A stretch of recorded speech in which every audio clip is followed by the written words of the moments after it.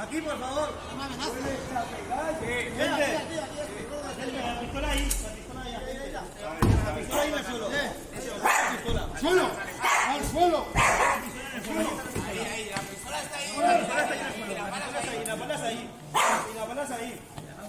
Las palas están ahí, Las palas están ahí. Mira, todas las palas y la pistola ahí.